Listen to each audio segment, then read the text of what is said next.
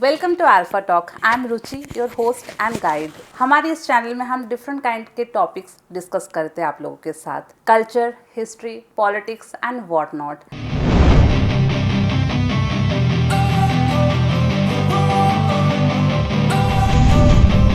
आज हमारे जो गेस्ट है, he is a fitness blogger and a YouTuber himself, and उसके साथ साथ एक एंटरप्रेन्योर भी है जो नागपुर से बिलोंग करते हैं एंड उनके एक सक्सेसफुल यूट्यूब चैनल जो चलाते हैं, muscle clinic by Annie Ray. And our guest is none other than the Annie Ray. Welcome अनी, কেমন আছো? ভালো, তুমি কেমন? আমি খুব ভালো আছি। टेल मी वन थिंग, इतना सब कुछ करने के बाद यू आर डूइंग मल्टीटास्किंग, देखा जाए तो कैसे कर रहे हो मैनेज सब चीज़? देखो, सबसे इम्पोर्टेंट चीज़ होता है लाइफ में कि आप अपना टाइम को कैसे मैनेज करते हो। लोग आजकल बोलते हैं कि हमारे पास टाइम ही नहीं होता, जबकि जो उनका फेवरेट चीज़ है जैसे मूवी देखना, पार्टी करना, उसके लिए बराबर टाइम निकालते हैं, लेकिन जो उनको फंक्शनल काम है उसके लिए उनके पास टाइम नहीं रहता।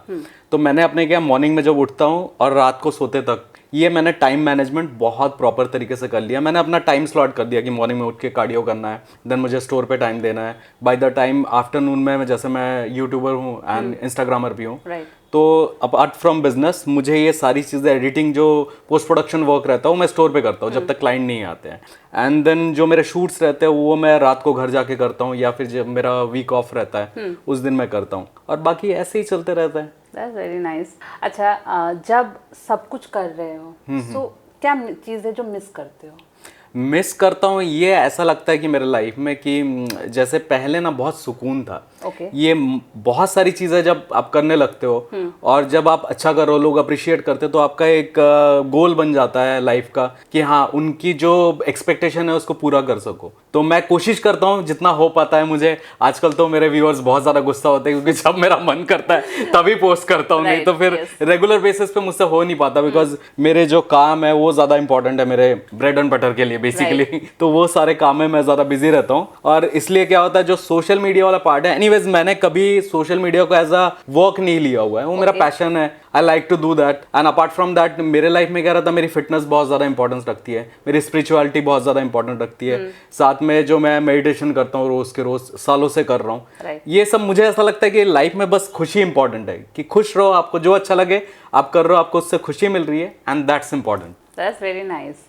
फिटनेस, ठीक है, कहाँ से कब से शुरू किया कि ये फिटनेस में मुझे आना है और मुझे फिट रहना है और मुझे अपने आप को ग्रो करना है इसी में? एक बहुत पहले की स्टोरी है, मैं आपको समझाता हूँ धीरे से, आपके पास टाइम होगा शायद। बहुत टाइम है। मेरी जो फैमिली है सबकी हाइट थोड़ी कम है। तो मैं जब छोटा था तो हमेशा थोड़ा कम हाइटेड ही था मैं, बाकी compare to my other classmates. आजकल हो गया ना कि बॉडी शेमिंग नहीं करना, तो तब के टाइम पे बहुत ज़्यादा बॉडी शेमिंग होती थी। अब मुझे लगता था कि मैं बाकी सब चीज़ों में, स्पोर्ट्स में अच्छा था, मैं स्टडीज़ में गुड था बोल सकते हैं, बहुत अच्छा नहीं था बट गुड था, लेकिन मेरी हाइट को लेके हमेशा सब लोग बुली करते थे, ये सब चीज़।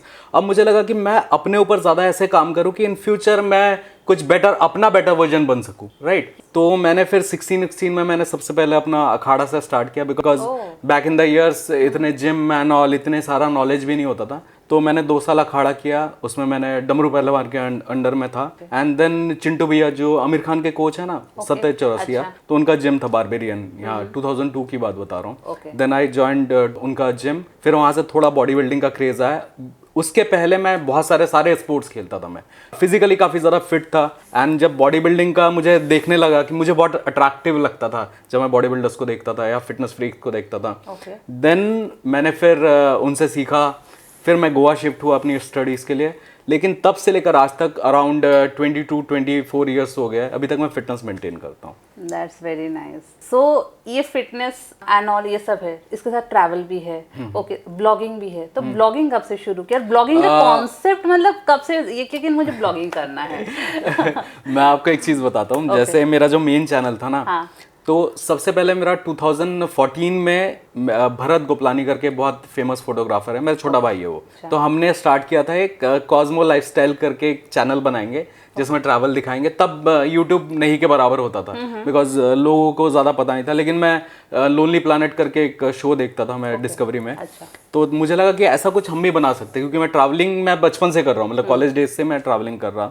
तो हमने एक बहुत अच्छा एपिसोड शूट किया, लेकिन भरत फुटेज है क्या अभी? चाहिए मुझे।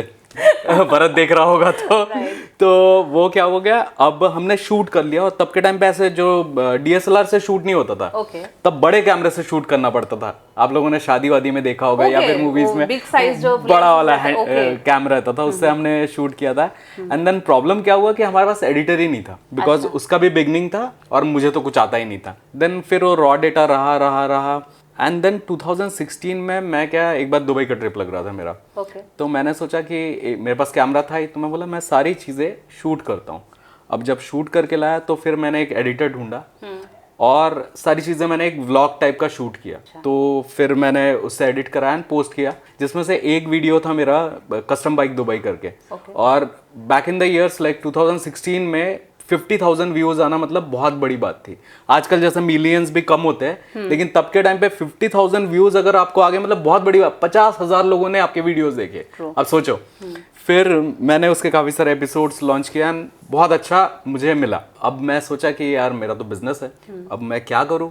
अब मुझे तो मैं रोज के रोज ट्रैवल कर नहीं सकता, क्योंकि जब आपका एक पर्टिकुलर बिजनेस हो तो आप बार बार छुट्टी नहीं ले सकते वहां से। फिर मैंने बोला मुझे क्या आता है जिंदगी में। मैंने सबसे मेरा पसंदीदा चीज क्या है, दैट इज फिटनेस। और फिटनेस के ऊपर इतने साल का एक्सपीरियंस है मेरे पास, अप्रोक्सीमेट 15-17 साल का एक्सपीरियंस तब तक था।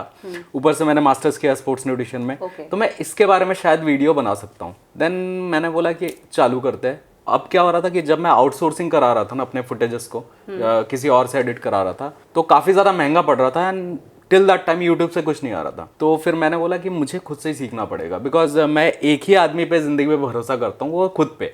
मैं सबको ये बोलता हूँ कि सबसे पहले खुद पे भरोसा करो, बाकी कोई नहीं है। आप अगर कोई कल जिससे आप करवा रहे हो वो नहीं रहे, तब आप कर सको। तो मैंने फिर एडिटिंग सीखी एंड मैंने क्या किया, 365 डेज होते हैं 2017 में। 365 डेज में से 320 मैंने कॉन्स्ट्रक्टिव वीडियोस बनाए, मतलब नॉलेजेबल हर चीज़ के बारे में। एंड लोग बहुत प्यार देने लगे उस चीज़ को, और 11 मंथ में मेरा 100K हो गया। And I got the first silver play button for Vidarbha region. तो सबसे पहला मेरा ही आया हुआ था। तो काफी सारे पेपर्स में आया और फिर मोटिवेशन मिल गया। अब उसके बाद क्या हुआ, तब मुझे कोई समझाने वाला नहीं था कि जैसे आप फिटनेस के वीडियोस डाल रहे हो तो बीच में आप ट्रैवल के मत डालो, या फिर फूड के कुछ डाल दिया, food in the sense healthy कुछ। तो मैंने सोचा कि मुझे कोई बताने वाला नहीं था। अब मुझसे कोई पूछेगा, मैं बोलूंगा अगर आपके 4 जोन में आप काम कर सकते हो ना, 4 अलग अलग चैनल बनाओ।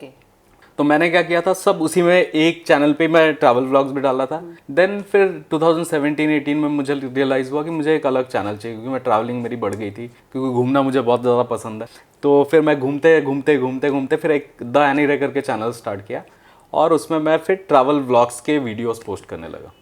ओके, सो इतना ज़्यादा सक्सेस, फेम तो इतना भी नहीं है। You are very successful. You are from Nagpur, but Nagpur से you have like almost 3 lakh followers and it's not a matter of joke, right? Like बहुत लोग आपको जानते हैं। तो ये जो फेम है, ये जो सक्सेस है, इसको आप किस तरह से लेते हैं? क्योंकि बहुत लोगों का ऐसा रहता है कि सक्सेसफुल होने के बाद ना वो ऑल टुगेदर एक डिफरेंट पर्सन बन जाते हैं। अभी बहुत सारे लोग जो सोशल मीडिया में काम कर रहे हैं, वो क्या सोचते होंगे कि मुझे इसको काम बनाना है और मेरे लिए नंबर मैटर करता है लोगों के लिए। ठीक है कि मेरे 3 लाख फॉलोअर हो गए या 1 मिलियन फॉलोअर हो गया, मेरे लिए कभी ये सब चीज जो सोशल मीडिया के नंबर्स है ना, कभी मेरे लिए मैटर नहीं करते थे।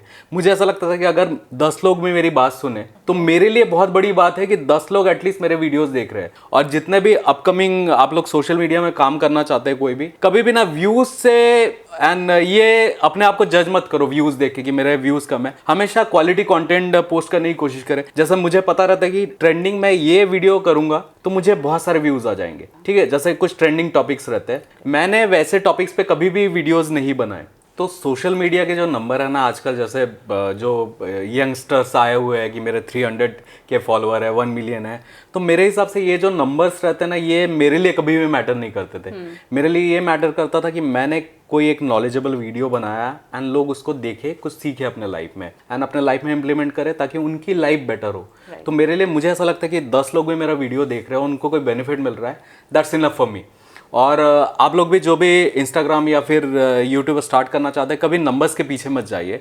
बस ये देखिए कि आप कितना अच्छा क्वालिटी कंटेंट अपने सोसाइटी को प्रोवाइड कर रहे हैं। तो अपने लिए थोड़ा रिस्पॉन्सिबल बन जाइए। जैसे आजकल क्या हो रहा है कि हर कोई फूड ब्लॉगर बन रहा है and that is the easiest thing to do मेरे हिसाब से कि आप, क्योंकि फूड क्या होता है कि एक गिल्टी प्लेजर है। मतलब रात को मुझे भी कभी कभी ऐसा लगता है कि एक बार कहीं अटक गया ना तो फूड्स के खूब सारे वीडियोस देखूं, इसलिए उनके व्यूज आते हैं, क्योंकि हमारे डोपामिन को काफी ज्यादा वो सेटिस्फाइड करता है, इसलिए फूड्स के वीडियो देखना। और लोग इसी के पीछे लग रहे हैं, लेकिन वो ये नहीं देख रहे कि आप अगर रोज के रोज जंक फूड खाओगे तो आपका जो बॉडी है एक प्रीशियस थिंग है, आप उसको खराब करो दिन ब दिन, आपकी एजिंग बढ़ रही है। आप देखना जो भी फूड ब्लॉगर्स अभी 4-5 साल पहले या 3 साल पहले स्टार्ट करके रखे हैं, अभी देखेंगे तो बहुत ज्यादा एजेड दिखने लगे। तो आप अगर कर भी रहे हो तो रिस्पॉन्सिबली करो, एंड सिर्फ नंबर के पीछे नहीं, आपके अंदर अपार्ट फ्रॉम फूड क्या आप बना सकते हो, क्योंकि फूड व्लॉगर कोई भी, रुचि तुम भी स्टार्ट करोगे ना तो विद इन देखोगे few years you will get 1 million और something like that. I like home cooked food, so yes. So I don't like outside of food. Exactly. तो वैसी चीज तो क्वालिटी कंटेंट बनाना इंपॉर्टेंट है। जैसे मैंने जो 6-7 साल पहले जो वीडियोस बना के रखे हैं, अभी भी उस पर बहुत अच्छे व्यूज आते हैं, बहुत अच्छा एंगेजमेंट आता है, ठीक है। लेकिन मैं कभी अपने आप को सोशल मीडिया इन्फ्लुएंसर बोलता ही नहीं हूँ, क्योंकि मैं हूँ ही नहीं, रेगुलर काम ही नहीं कर पाता हूँ, टाइम ही नहीं होता है तो क्या होता है, जैसे जैसे मेरा पीक पे चलने लगता है तभी मैं अपने काम में बिजी हो जाता हूँ। फिर पता चला 1 महीने तक कोई पोस्ट नहीं आया, या फिर 2 महीने कोई पोस्ट नहीं आया। तो इतना इरेगुलरिटी जो है कैसे इसको मैनेज करते हो? मतलब देखो, जैसे अभी लोगों का क्या रहता है, परसेप्शन क्या रहता है कि मैं सोशल मीडिया में काम करूंगा, मैं इससे पैसे कमाऊंगा, मैं इससे स्पॉन्सर्ड वीडियोस करूंगा, इसको मोनेटाइज करूंगा। तो मेरा वो गोल था ही नहीं। मेरे आप चैनल पे देखोगे मैंने हार्डली कोई स्पॉन्सर वीडियो कर। सो ये जो सक्सेस आया, जब पहले स्ट्रगल पीरियड में थे, तो जो लोग हैं आपके लाइफ के, पर्सनल लाइफ में क्या डिफरेंसेस है उनके? देखो, मेरी जो फैमिली है या मेरे क्लोज फ्रेंड्स, उनको भी नंबर से कोई फर्क नहीं पड़ता। जैसे वो थे वैसे वो है। अभी मैं आपको कोई दुख भरी कहानी सुना सकता हूँ, लेकिन मेरे लाइफ में ऐसा कुछ है नहीं मेरा बिजनेस सेट था, मैं अपना काम कर रहा था। अपार्ट फ्रॉम दैट मुझे पैशन था कि मैं कंटेंट शायद बना सकता हूँ और शायद लोगों को पसंद आएगा, and I start making content. अभी भी मैं उसी जोन में हूँ। मतलब मैं कभी मेरे 3 लाख फॉलोअर है या सब्सक्राइबर्स है, इंस्टाग्राम में अच्छे हैं, व्यूज आ रहे हैं नहीं आ रहे, मुझे नहीं फर्क पड़ता, और किसी को भी फर्क नहीं पड़ना चाहिए। बिकॉज आजकल मैं देखता हूँ जो बच्चे लोग अभी स्टार्ट किए ना सोशल मीडिया, दूसरों को इन्फ्लुएंस होके कि उसके 1 बिलियन है and he got a Lamborghini, तो मुझे भी चाहिए। तो वो काम करते हैं अब जब उनके इसमें, क्योंकि सोशल मीडिया जो एक कंसिस्टेंसी, एक quality of content, and most important thing आपका लक कैसा है। क्योंकि मैंने बहुत सारे ऐसे वीडियोस बनाए हुए हैं जिसपे किसी और ने मेरे बाद में बनाया हुआ है, उनको बहुत अच्छा व्यूज मिला, लेकिन मुझे नहीं मिला। और मेरे कुछ ऐसे वीडियोस है जब मैं इंस्टाग्राम पे पोस्ट किया तो मिलियंस में व्यूज है, और यूट्यूब में वहीं पर 1000 व्यूज भी नहीं आए। तो ये बहुत मतलब आपकी क्वालिटी कंटेंट के ऊपर भी डिपेंड करता है, लक बहुत मैटर करता है। यूट्यूब के एल्गोरिदम भी वैसा काम करना चाहिए, उतने लोग आपको रीच। और क्या होता है, मेरे चैनल पे बेसिकली क्या होता है कि मैं कंसिस्टेंसी मेंटेन नहीं करता हूँ, तो फिर मेरे को अगेन फिर 0 से स्टार्ट करना पड़ता है जब मैं चाहता हूँ। फिर मैं आजकल सोचना ही बंद कर दिया, जब जो मन करता है वो पोस्ट करता हूँ। एंड लकीली एक चीज़ अच्छा है कि मेरे जो प्यार करने वाले जो पुराने सब्सक्राइबर है वो अभी भी जुड़े हुए हैं। बहुत अच्छी बात है। You like travel and you travel a lot. So any like travel story, good story actually. Good story तो मैं तो हर जगह जाता हूँ, मतलब इंटरनेशनल ट्रैवल भी करता हूँ, और डोमेस्टिक इंडिया में भी बहुत सारे ब्यूटीफुल जगह है। मेरा जो फेवरेट प्लेस है, जैसे मेरे सारे सबसे ज़्यादा वीडियोस गोवा के हैं, क्योंकि मेरी स्टडीज़ वहाँ से हुआ, मेरा बैचलर्स वहाँ से हुआ, और मैंने वहाँ पर बहुत अच्छी ज़िंदगी देखी। आप लोग जो गोवा आज के टाइम पे देख रहे हो, that is very commercial Goa, you know. मतलब हर चीज़ में आपको अभी कमर्शियलाइज दिखेगा। मेरे टाइम पे वो गाँव टाइप का था, एंड दैट वाज ब्यूटीफुल। तब के टाइम पे मैंने पूरा गोवा अपनी बाइक में घूमा हुआ है, तो मेरे लिए तो गोवा बहुत सारी अलग अलग स्टोरीज है, बहुत सारे जगह पे मैं जाता हूँ। आजकल जैसे अभी जैसे गोवा में सबसे बड़ा फेस्ट कौन सा होता है?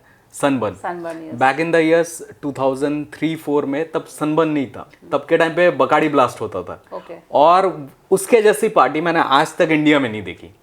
हाँ, और जिनको भी साइकेडेलिक म्यूजिक सुनना पसंद है, या ट्रांस म्यूजिक जिसको बोलते हैं, या फिर टेक्नो सुनना पसंद है, तो गोवा हब था उस टाइम पे, क्योंकि वहाँ पर सिर्फ साइकेडेलिक बजता था। और मुझे भी साइकेडेलिक पे ही डांस करना आता है, क्योंकि जब हम इनिशियल स्टेज में डांस करना सीखते हैं तब हम 12th के बाद ही चालू करते हैं ना। और मैंने सुना सिर्फ साइकेडेलिक ही, तो मुझे उसमें मज़ा आता है। और मेरे इंडिया के अंदर अगर पूछोगे तो मेरा फेवरेट प्लेस है तोश। हाँ, जब आप हिमाचल में घूमेंगे, अच्छा, तो हिमाचल में क्या होता है कि सब लोग क्या करते हैं कमर्शियल प्लेसेस में जाते हैं, जैसे मनाली में घूम लिए, इधर चले गए। तो मैं क्या करता हूँ, मुझे हिमाचल में 2 प्लेस सबसे फेवरेट है, एक तोश, उसके बाद कसौल। मैं मनाली जाता ही नहीं अभी, क्योंकि साल में मेरे 2 बार तो मैं जाता ही हूँ। तो आपको हिमाचल के और आगे जाएंगे तो तोश में कैसा है कि आपको पहले कार अपनी पार्क कर देनी है और उसके बाद ट्रैक करके आपको आपके होटल तक पहुंचना है, क्योंकि वहाँ पर कार नहीं जाती, बहुत पतला सा रास्ता रहता है। मेरा एक डिटेल वीडियो है चैनल पे तोश का, देख लेना आप। तो उसमें चढ़ने के बाद आप जाओगे, वहाँ पर क्या है, अगर आपको अपने आप से मिलना है ना तो आप 1 हफ्ते के लिए तोश चले जाओ। अच्छा। तो वहाँ पर जाके कैसा है कि मैं थोड़ा स्पिरिचुअल बंदा हूँ एंड मैं मेडिटेशन एंड ऑल करता हूँ, तो मुझे बहुत पीस मिलता है। और जब आप दरवाज़ा खोलोगे ना बालकनी का, तब आपको लगेगा कि आप सच में हेवन में हो। ऐसा मतलब ब्यूटीफुल स्नो रहता है, बहुत ब्यूटीफुल दिखता है। ठीक है, मैं मेडिटेशन करने जाता हूँ, आदियोगी में जाता हूँ, फिर आपका पौंडीचेरी में जो ऑरोविल है वहाँ पर भी जाता हूँ। तो ये काफ़ी ब्यूटीफुल प्लेसेस है। और कंट्री वाइज पूछोगे तो कंट्री में मुझे दुबई सबसे फेवरेट है, क्योंकि सबसे ज़्यादा बार मैं गया हूँ। बाकी वियतनाम घूम चुका, मतलब छोटी मोटी जितनी कंट्रीज़ है ना, Nepal is very beautiful. Pashupatinath के दर्शन करने मैं जा चुका हूँ। और बाकी स्पिरिचुअल जो प्लेसेस है इंडिया में, वो ऑलमोस्ट मैंने सारे कवर कर रखे हैं। तो ये तो ब्यूटीफुल स्टोरीज सुना है, तो any paranormal stories behind like your travel? आजकल बहुत ट्रेंड कर रहे हैं पैरानॉर्मल। तो देखो, मैं 2 स्टोरी सुनाता हूँ, ट्रैवल से रिलेटेड नहीं है लेकिन जगह से रिलेटेड है। अच्छा, ठीक है। एक बार क्या होता था कि जब बैक इन द ईयर्स हम लोग गोवा में थे, 2004 की बात बता रहा हूँ। तो जिन लोग भी गोवा जाते होंगे या फिर गोवा में रहते होंगे, तो पोरवरिम करके एक जगह था जहाँ हमारा कॉलेज था। वहाँ से कालंगुट के लिए एक रास्ता निकलता है, और जैसे आप पोरवरिम से कालंगुट के रोड में एंटर करोगे तो लेफ्ट साइड में एक अच्छा सा चर्च है और उसके सामने एक हॉन्टेड हाउस था। अभी तो कैसा बहुत डेवलप हो गया एरिया, तो शायद ही आपको मिलेगा, क्योंकि वो जगह अभी भी है। मैं अभी जब रिसेंटली गया था जुलाई में, तब देख के आया था। तो वहाँ पर एक घर है जो आपको देख के ही लगेगा कि कुछ तो भी ये गड़बड़ है, क्योंकि आजू बाजू बहुत अच्छा डेवलपमेंट है, सिर्फ वो घर ऐसा है और पूरा घर घास से ढका हुआ था। तो हम लोग जब कॉलेज में क्या कर रहे थे कि कॉलेज में रात को कुछ टाइम पास होना चाहिए ना। अभी जैसे ना तो मल्टीमीडिया फोन थे, ना 3G था, इंटरनेट कुछ भी नहीं था, सिर्फ हमारी बाइक होती थी। हम और क्लब्स भी हर टाइम पे थोड़ी जा सकते, बहुत बजटेड पॉकेट रहता है यार कॉलेज डेज में। तो हम लोग टाइम पास करने के लिए यही सब करते थे। ठीक है, हॉस्टल से निकले, एक राउंड मारे, वहाँ गए। अब वहाँ पर जाके बेटिंग होती थी कि कौन जो फेंसिंग जो दरवाज़ा रहेगा वो क्रॉस करेगा तो उसको 500 रुपीज़ मिलेगा। और जो घर के अंदर एंट्री करेगा उसको 1000 रुपीज़ मिलेगा। तो एक बार क्या हुआ, हम सारे फ्रेंड्स मिलके गए। अब बैटिंग के लिए सब लोग वहाँ पर गए हुए थे, तो मैंने बोला कि यार 500 रुपये ना तब मैटर करता था। मुझे ऐसा लगता था कि यार मेरे महीने भर का केले के पैसे या फिर दूध का पैसा आ जाएगा, क्योंकि तब सप्लीमेंट इतने इजीली अवेलेबल नहीं होते थे और मैं शुरू से ही फिटनेस फ्रीक था। तो मैंने फिर फर्स्ट फेंसिंग का वॉल जो गेट रहता है वो क्रॉस करके अंदर गया और फिर अंदर जाके फिर आया, 500 मिल गया। अभी हमारे ग्रुप में एक बंदा था जो बहुत रिच था, तो उसने बोला मैं 1000 दूंगा, अब तू अंदर जा। ठीक है। तो अब टू बी ऑनेस्ट, वो जगह पे आप जाओगे ना तो नॉर्मल से ना हार्ट बीट अपने आप तेज हो जाती है। शायद वो मेरा डर हो सकता है या फिर जो मैंने सुनी कहानियां हैं, और बहुत ना थोड़ा मतलब नेगेटिविटी लगती थी वहाँ पर।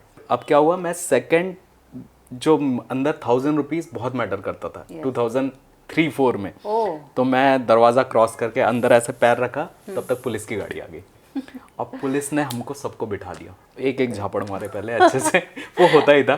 हमको गाड़ी में बिठाया और घुमाने लगे। वो मतलब पेट्रोलिंग करते हैं ना। तो फिर मेरा एक फ्रेंड था वहाँ पर, सुनील करके, मैं ऐसा जिम करता था, पुलिस में था। तो मैंने सुनील को फ़ोन किया कि सुनील यार ऐसा पकड़ लिए।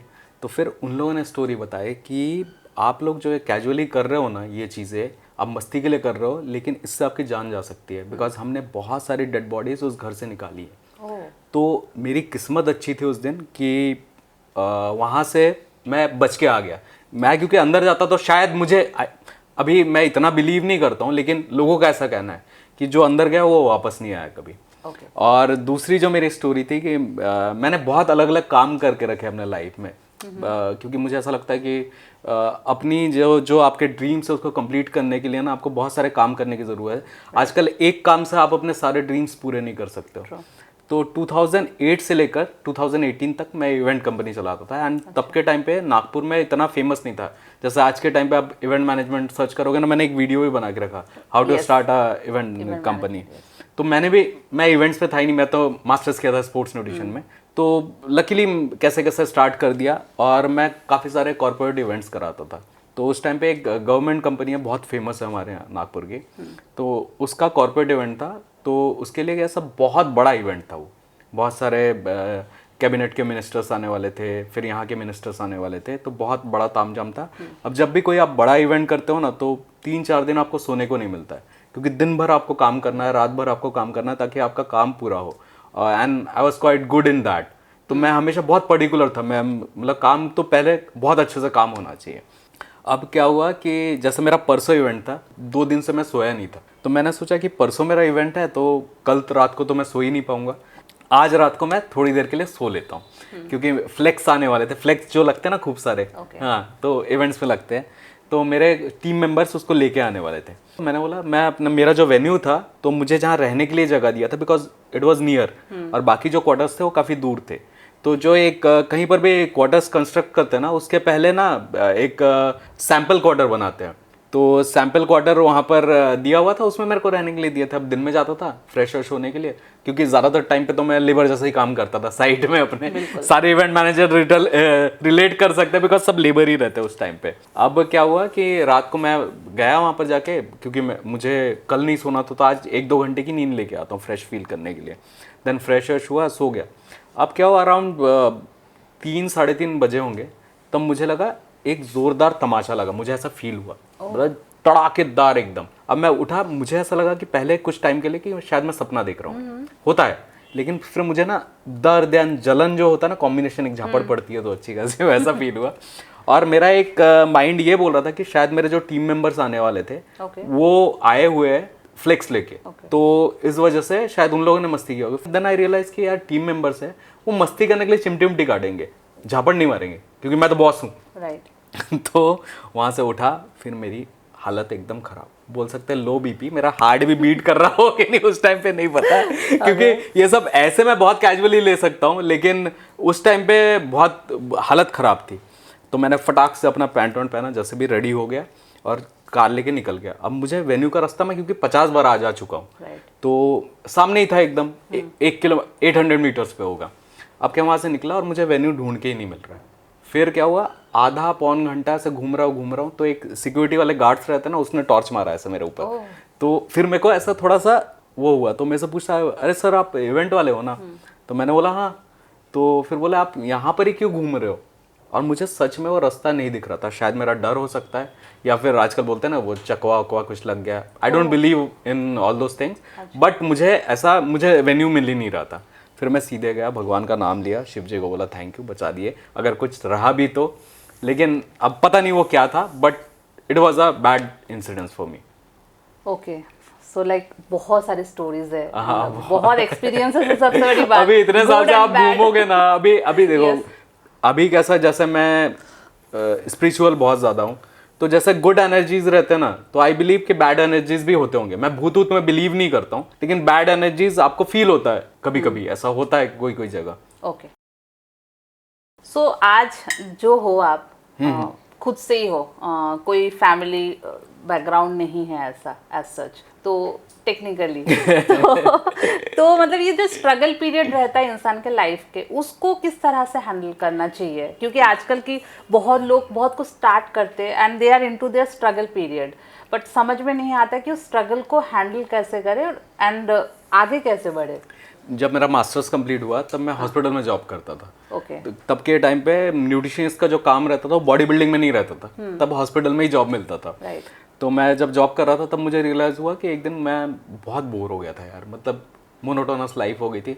मैं एक्स्ट्रा कुछ जो मैं लाइफ में अभी कर रहा हूँ, पोटेंशियल जो था, तो मेरे अंदर मुझे लगता है मुझे एक्सप्लोर करना है, बहुत कुछ करना है। लेकिन जब आप जॉब करते हो तब, और ऐसा कुछ खास रिस्पॉन्सिबिलिटी घर की तरफ से तो था नहीं मुझे, मैं छोटा था घर पे, तो मैं सोच रहा कुछ साल एक्सपेरिमेंट करते हैं एंड देन अगर कुछ नहीं हुआ तो वापस आ जाऊंगा। तो वो टाइम जब जॉब, क्योंकि एक मेरे स्मार्ट अमाउंट आता था मुझे मंथ में, तब के टाइम पे बहुत कम न्यूट्रिशनिस्ट होते थे इंडिया में, और अच्छे कॉलेज से पढ़ा हुआ था मैं, तो मुझे बहुत स्मार्ट अमाउंट आता था। तो वो छोड़ के जब वापस आया स्ट्रगल के लाइफ में, क्योंकि मुझे नया कुछ करना है, तब तो पहले जैसे यहाँ के जो हॉस्पिटल्स था वहाँ CV दिया, तो वहाँ बहुत मतलब 1/7 मुझे पे कर रहे थे पैसे। हाँ, उतने पैसे से मतलब मेरे पेट्रोल का खर्चा भी नहीं निकलेगा और मुझे महीने भर नौकरी करनी है। तो फिर मैंने बिजनेस स्टार्ट किया, फिर मैंने इवेंट्स चालू किए थे, एंड जब मैंने थोड़ा सा पैसे वैसे कमा लिए उसके बाद फिर मैंने अपना बिजनेस स्टार्ट किया। तो ये तो देखा जाए तो जो स्पैन था वो काफ़ी लंबा था। स्ट्रगल का जो स्पैन था अप्रॉक्सीमेट 5-6 साल मैंने बहुत मेहनत की, बाइक से घूमना, बाइक में पेट्रोल कम होना, जबकि मेरे घर वाले ने कभी मुझे मना नहीं किया कि आप मत लो या कुछ भी। मैं खुद से नहीं मांगता था, मुझे लगता था ये मेरा स्ट्रगल है, मैं अगर आज की डेट में बहुत अच्छे से स्ट्रगल कर लेता हूँ तो मेरा फ्यूचर बहुत अच्छा हो जाएगा। एंड बाई शिव जी की कृपा से सब कुछ बहुत अच्छा हो गया। ओके, सो घर से कितना सपोर्ट मिला? घर से तो आपको एक चीज़ बता रहा हूँ, जब आपके घर वालों के आप बोल सकते हो जैसे रिस्पॉन्सिबिलिटीज बहुत रहे, हाँ। तो हमारे घर पे सब सेट थे, ठीक है। अच्छा। मेरे ब्रदर का अच्छा बिजनेस था, मेरी फैमिली बहुत, मेरे डैड डिफेंस में थे, अच्छी पोस्ट पे, मॉम होम मेकर ही थी, तो ऐसा तो कुछ खास वो नहीं था, लेकिन खुद की लाइफ को लेके मैं रिस्पॉन्सिबल था कि मुझे करना। और मैं ना मतलब जैसे मोनोटोनस लाइफ जो रहती है ना कि बहुत अच्छा पैसा कमाओ, और ये मेरे लाइफ का मोटो कभी था ही नहीं, वो तो सेकेंडरी बाई प्रोडक्ट आ जाएगा। आप जब अच्छा काम करोगे तो मुझे ऐसा लगता था कि मैं जो चाहता हूँ वो मैं अपने लाइफ में कर पाता हूँ कि नहीं। तो मैंने सारी चीज़ें उस हिसाब से ही प्लान करके रखी है। अगर मैं सो रहा हूँ, जैसे मैं आज का डे मेरा खत्म हुआ तो मुझे बहुत अच्छी नींद आ रही है क्या मैंने अपने आज को बहुत अच्छे से जिया क्या, हर चीज़ करके मेरे लिए, क्योंकि मैं बचपन से मेडिटेशन कर रहा हूँ तो मैं जो मेंटल हेल्थ मेरी बहुत अच्छी थी, तो मुझे डिप्रेशन और ये एंजाइटी ये सब चीज़ें मुझे कभी फेस नहीं करनी पड़ती। अच्छा। मुझे ऐसा लगता था कि मुझे मेरे पास जो है ना मैं खुश हूँ उससे। मैं कभी भी दूसरों से अपने आप को कंपेयर नहीं करता। मैं हमेशा ये बात पे ध्यान देता हूँ और आप लोगों को भी बोलता हूँ कि हमेशा ना अपना बेटर वर्जन बनने की कोशिश करिए। लोग क्या करते हैं, लोग कोशिश करते हैं अरे रुचि के पास कौन सा आईफोन है यार, रुचि के पास कौन सा कार है, लेकिन आपके पास जो है आप उससे सेटिस्फाई नहीं हो। जिस दिन से आपने ये सोचना चालू किया, क्या आप 5 साल पहले जैसे थे उससे बेटर कंडीशन में हो क्या? अगर आप हो, you are the luckiest one. तो मुझे क्या बचपन से एक चीज़ ही पता थी कि मुझे अपना बेटर वर्जन बनना है हमेशा। जैसे मैंने जब यूट्यूब जर्नी अपनी स्टार्ट की थी, मैं बहुत खराब बोलता था। अच्छा। आप तो बहुत अच्छा बोल रहे हो आपके अभी इनिशियल स्टेज चालू हुआ। मुझसे तो बात करना मतलब मुझे ऐसा लगता था कि मेरा एक्सप्रेशन कैसा होना चाहिए, मैं मेरी वॉइस किस वॉइस में बात करूं, मैं उसका एक तालमेल होना चाहिए, रिदम रहना चाहिए। हाँ। तो मुझे कुछ भी नहीं आता था यार, और एडिटिंग भी बहुत खराब क्योंकि अभी टेक्निकल टीम नहीं थी तब। एंड देन जब जो टीम भी आई वो बहुत अच्छे से शूट करके देती थी, अब उनको भी एडिटिंग नहीं आती थी। हमने सब साथ में सीखा है हर चीज। तो by the God grace I have a beautiful team जो अभी कैमरा के पीछे बैठे हैं। एग्जैक्टली। तो ये जो है ना ये लग्जरी है आपके लाइफ में। यस। उस टाइम पे क्या हुआ था कि मुझे ऐसा लगता था कि जो मैंने 2016 में जो जैसा मैं बोलता था, जैसा मेरा प्रेजेंस था, अभी अप्रोक्सीमेट 7-8 साल बाद में उससे बेटर हुआ क्या? तो ऑब्वियसली लोग अप्रिशिएट करते हैं, मेरी वॉइस को बहुत अप्रिशिएट करते हैं, मेरी पोइट्रीज को बहुत अप्रिशिएट करते हैं। बहुत जरूरी है। हाँ। तो मैंने क्या किया, मैंने अपना जो लाइफ था अपने से मैं अपना बेटर वर्जन बनाऊं, एंड इन फ्यूचर कोशिश करूंगा कि इससे भी अच्छा बनूं।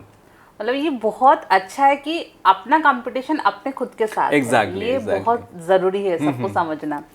सो हेल्दी माइंड और healthy body, what you prefer? मेरे हिसाब से जैसे फिजिकली फिट होना तो बहुत ज़्यादा ज़रूरी है, बिकॉज आजकल बहुत कम जो जेंजीज में स्पेशली देखना फिजिकल हेल्थ को लेके बिल्कुल भी अवेयर नहीं है। बाहर का जंक फूड खा रहे हैं, फिजिकल एक्टिविटी कुछ भी नहीं है। क्योंकि हम लोग जब छोटे थे हम लोग बहुत खेलते थे, हर स्पोर्ट्स खेलते थे। आजकल सिर्फ वो मोबाइल में लगे रहते हैं या फिर प्ले स्टेशन खेलते हैं। तो फिजिकल हेल्थ तो बहुत इंपॉर्टेंट है, लेकिन साथ में आपका मेंटली स्ट्रांग होना बहुत ज़रूरी है। बिकॉज आजकल ऐसा टाइम चल रहा है ना, कब क्या हो जाए आपको पता नहीं, लेकिन आपके लिए प्रिपेयर होना बहुत ज़रूरी है। सबको हमेशा बोलता हूँ, अपने चैनल पे भी हमेशा बोलता हूँ कि अपने जो बिजी स्केड्यूल है उसमें से टाइम निकालिए, 10 मिनट मेडिटेशन पे आप देंगे, आपकी लाइफ चेंज हो जाएगी।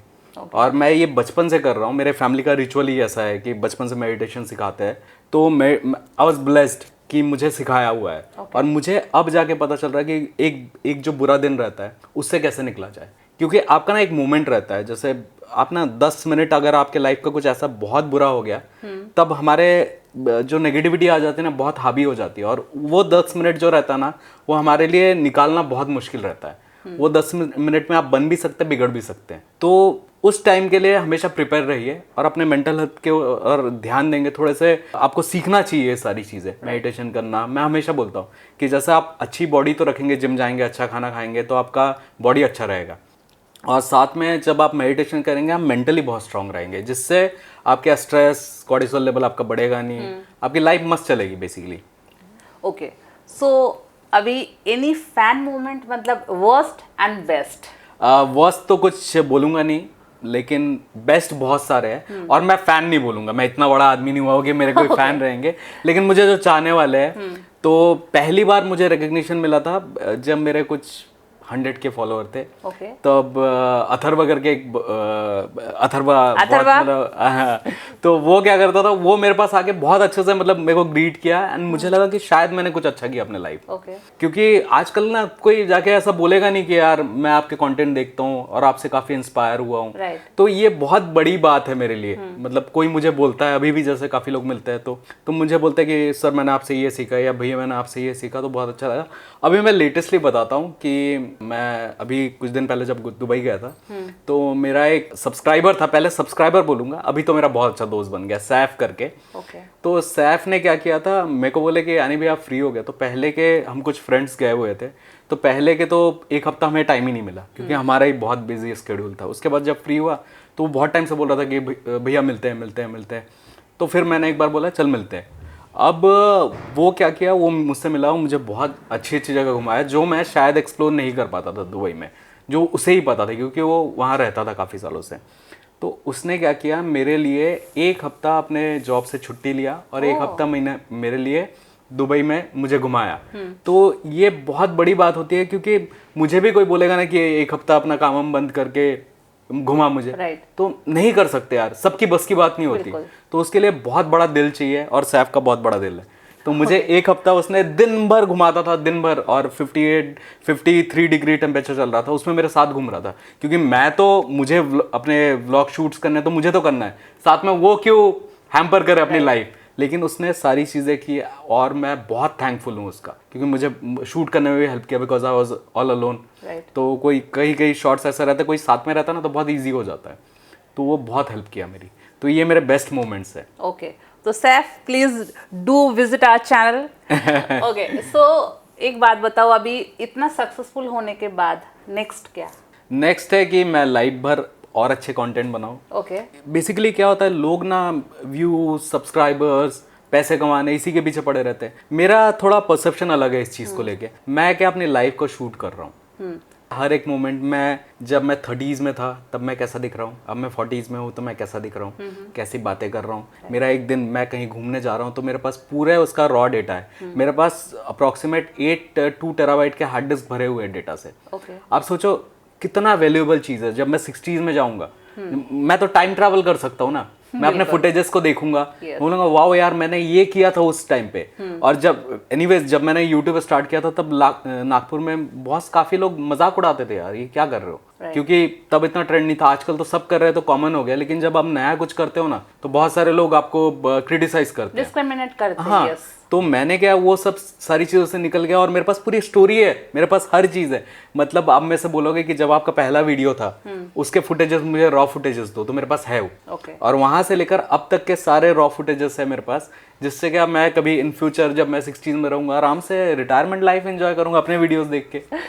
Okay, that's very nice. Do you believe in manifestation? बहुत ज़्यादा। पहले मैं नहीं करता था। अब राजन शाह सर है एक, जो मैनिफेस्टेशन के ऊपर काफ़ी ज़्यादा, हमारे जितने नागपुर के रोड्स बने हुए हैं ना, तो उनकी कंपनी ने बनाई हुई है। अच्छा। तो उनके साथ मैंने एक पॉडकास्ट किया था। उसके पहले मुझे ऐसा लगता था कि मैं जो सोचूंगा वो ऐसे ही हो रहा है। अब मुझे पता नहीं था इस चीज़ को पर्टिकुलरली मैनिफेस्टेशन बोलते हैं, लॉ ऑफ अट्रैक्शन बोलते हैं, मुझे आइडिया नहीं था। मेरा माइंड कैसा है कि मैं इतने सालों से मेडिटेशन कर रहा हूँ ना, तो मुझे लगता है कि जो मैं बोलूँगा वो हो जाएगा।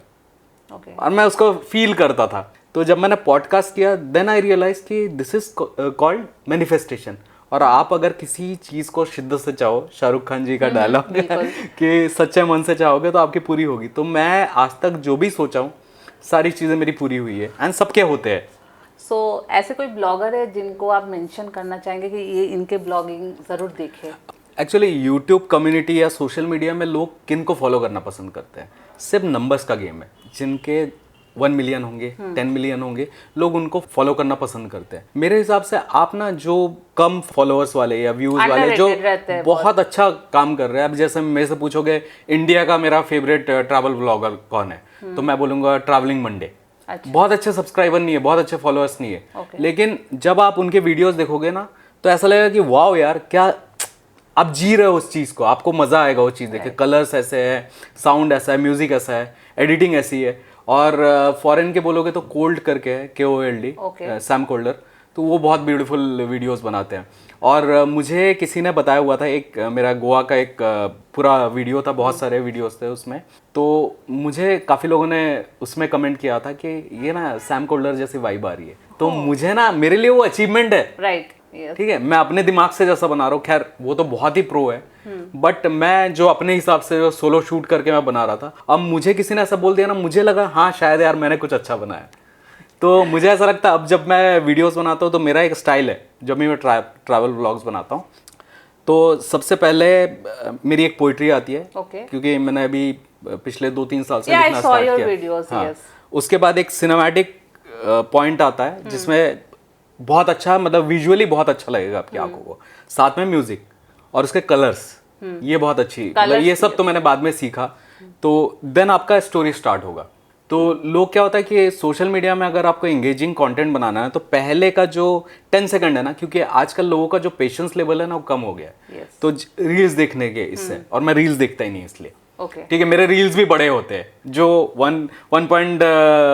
जो 30 सेकंड का रहता है ना, मिनट का, तो 1.5 मिनट का रील मैं पूरा बनाता हूँ। मेरे शॉर्ट्स रील कभी मेरे होते नहीं है। तो मैं जो पहले के 10 सेकंड अगर किसी को क्लिक कर गया तभी आपको व्यूज आएंगे। तो मुझे ऐसा लगता है कि पहले का जो 30 सेकंड है वो मैं बहुत ब्यूटीफुल बनाऊँ, और बाकी तो मैं ब्यूटीफुल बनाऊंगा ही, वैसे ही रहेगा क्वालिटी तो, लेकिन वो कैची मैंने बाद में सीखा, जैसे जिनको मैं फॉलो करता हूँ उनके। और बाकी यूट्यूब में मैं जैसे बताना चाहूँगा, जैसे फ्लाइंग बीस्ट को आप जानते हैं, गौरव तनेजा, गुरुमान, इनसे बहुत ज़्यादा इंस्पायर्ड था मैं। सबसे मैं पर्सनली बहुत अच्छा था, मेरा अभी तो मेरे फ्रेंड्स है, बियर बाइसेप्स हो गया, रणवीर, तो they are very good friend of mine. तो उनसे भी बहुत कुछ मैंने लाइफ में सीखा हुआ है। मतलब सभी ने स्क्रैच से शुरू किया, 0 फॉलोअर से स्टार्ट किया सभी ने। हाँ। तो यूट्यूब में अगर स्टार्ट करना है यूट्यूब, तो इसको किस तरह से, मतलब कंटेंट बता दे किस तरह से करना है।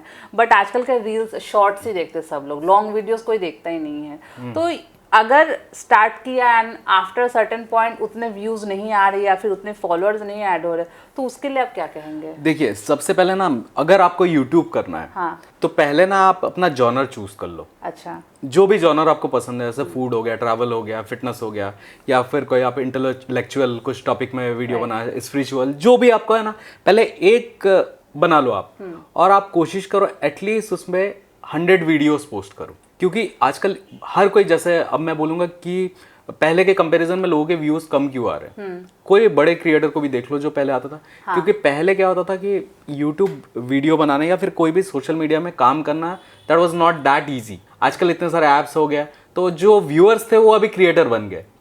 जब आपके, जो जैसे मैं आपके वीडियोस देखता हूँ, मैं ही क्रिएटर बन गया, तब तो मैं आपके वीडियोस नहीं देखूंगा। तो ऐसे ज्यादातर लोग, क्रिएटर्स बहुत ज्यादा बढ़ गए, जो कि बहुत अच्छी बात है। तो उसके बाद क्या हो गया कि लोग, अभी कुछ लोग बंद कर देते, कोई जैसे कोई कंटिन्यू कर रहा है। तो मुझे ऐसा लगता है कि पहले ना आप ये मत सोचो कि मुझे व्यूज कितने आ रहे हैं, पहले 100 वीडियोस कंस्ट्रक्टिव अच्छे वीडियोस बनाओ, तो सीखो तो पहले, और फिर पोस्ट करके देखो, और कंटिन्यूअसली काम करते रहोगे। तो हर सोशल मीडिया ऐसा फील्ड है ना कि वो चाहते हैं कि ज़्यादा से ज़्यादा क्रिएटर्स बने। तो आज नहीं तो कल आपका दिन आएगा। और एक वीडियो की बात है, जिस दिन एक आपके लिए जो वीडियो बना हुआ था और वो वीडियो आपने बना दिया, राइट, तो आप बूम हो जाओगे। मतलब कंसिस्टेंसी इज द की।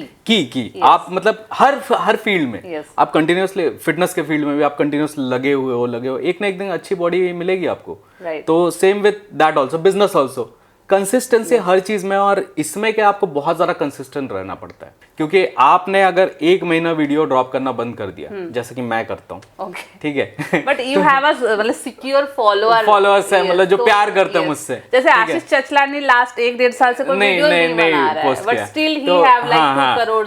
अभी एक टाइम के बाद क्या होता था पता है, मैं तो बताऊं क्या, सच बताऊं, मेरा इंटरेस्ट कब खत्म हो गया, जिस दिन मेरा 1 लाख सब्सक्राइबर हुआ। ओहो। क्योंकि मैंने मैनिफेस्टेशन करके रखा था कि मेरे 1 लाख सब्सक्राइबर मुझे चाहिए, पहला सिल्वर प्ले बटन चाहिए। उसके बाद का मैंने प्लानिंग की ही नहीं थी।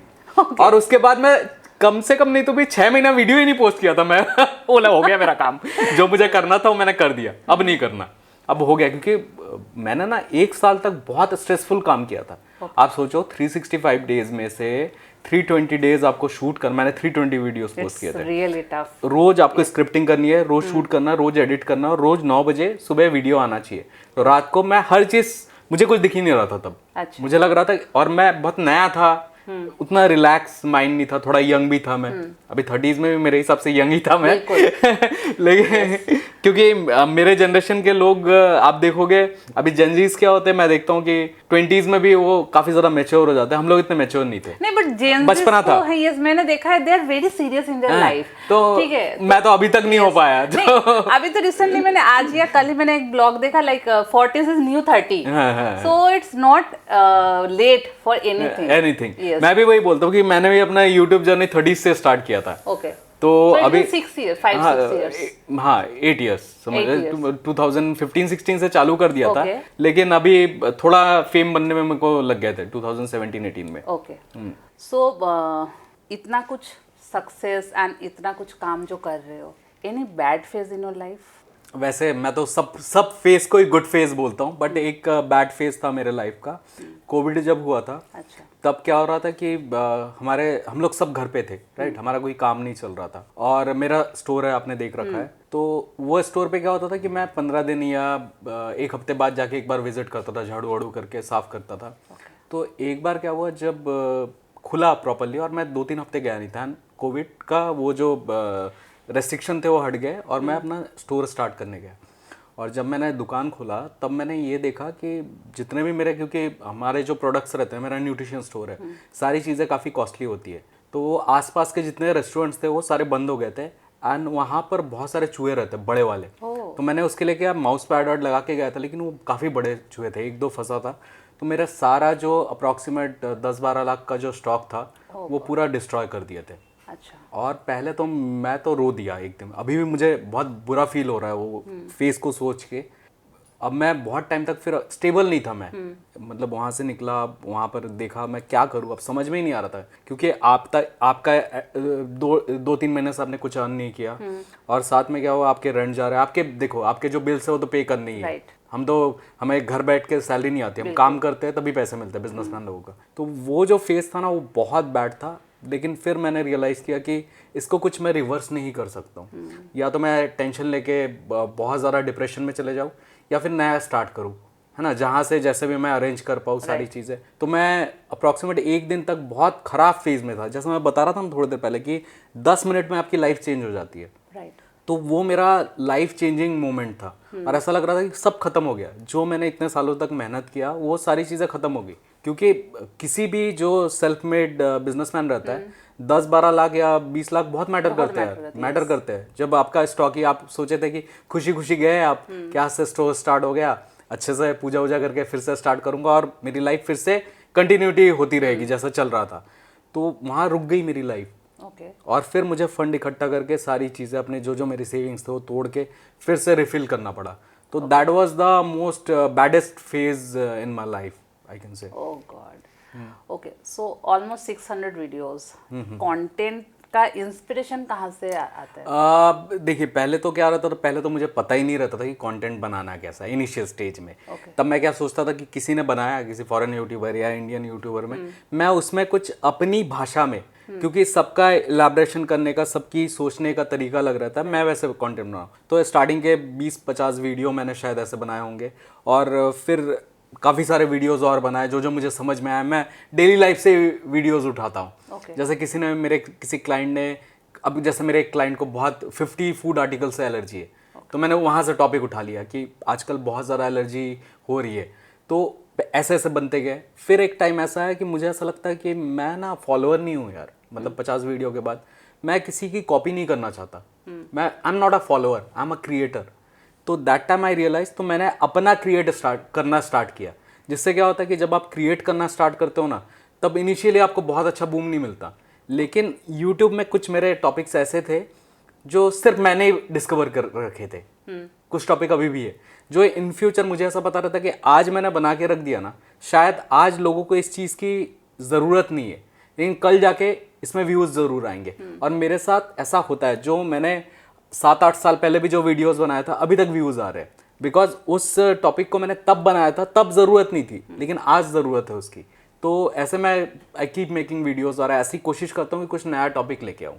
ओके, सो ये थे द अनिरे, जो एक यूट्यूबर होने के साथ साथ एक फिटनेस ब्लॉगर भी है, एक ट्रैवल ब्लॉगर भी है एंड एक एंटरप्रेन्योर भी है, न्यूट्रिशनिस्ट भी है। Oh my God, like lots of things. एक मल्टीटास्कर होने के साथ साथ ये एक बहुत सक्सेसफुल इंसान भी है। और एक बात बोलूँ क्या मैं रुचि? बोलो। मतलब मैं एक संस्कारी जॉनी सिंस हूँ। ओके, सो प्लीज, ये संस्कारी जॉनी सिंह है, बट ये एक बहुत अच्छा इंसान है, सबसे बड़ी बात है। So thank you so much and thank you Annie, and please subscribe our channel, like, share and subscribe. Do like, share, subscribe Alpha Podcast. Yes, right? Alpha Talk. Alpha Talks. And Ruchi, thanks a lot Thank you for so having much, me here. Ani. Thanks Thank a you. lot.